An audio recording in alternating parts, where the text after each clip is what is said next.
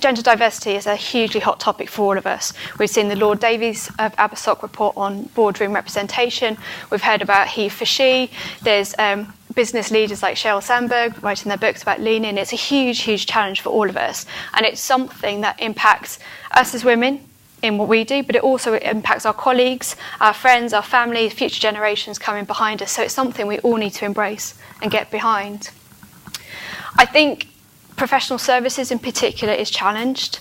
I think there's something about the nature of the work that we do, the fact it's so dynamic. It requires us to be a bit more flexible in the way of working, travelling, being with clients a lot of our time. It makes it that little bit more difficult to balance that with family life, and that creates some challenges for us as well. But I think also it's about the visibility of leadership. Actually, until we get role models and diversity at the top of our professional services organisations, it's going to become harder and harder to bring the next generations through. There's too much to lose on both sides here. We have to make this work. And if you get caught in outsourcing, you're pretty doomed on your relationship. So, you've got to kind of work in that way. With, by the way, in quite an aggressive industry, so it's not always easy. So seeing through those challenges, I think, can be quite big. But it has been extraordinary, and what I found as I done my role is suddenly we had to tackle the big challenges around diversity and equality.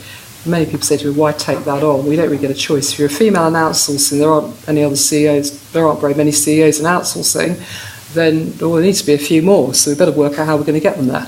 For me, it's about talent.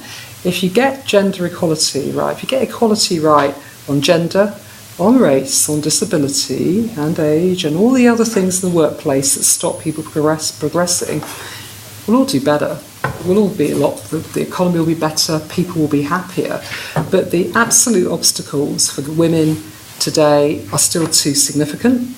Well, I'm passionate about outsourcing, and I'm passionate about women being at the forefront of outsourcing. I think the outsourcing industry has never looked more dynamic, looked at different kinds of changes, and actually, if we fail to get the female perspective, we'll be missing a trick in terms of looking at new ways to innovate, new ways to look at operating models, new ways to build great collaborative relationships between customers and suppliers.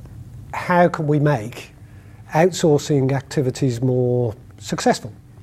And it seems to me apparent that if you reduce the pool of talent that you draw from, then necessarily you're going to end up having a poorer service at the end of it. I think the NOA could be really instrumental into helping women come into more senior roles in the sourcing industry. It already provides a really wonderful network for both men and women.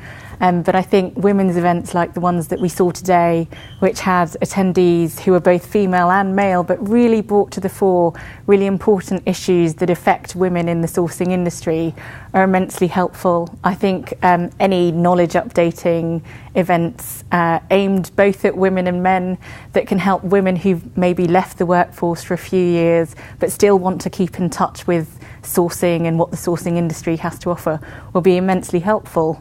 It's really focused on growing the industry, growing the diversity of those employed within the industry for mutual success.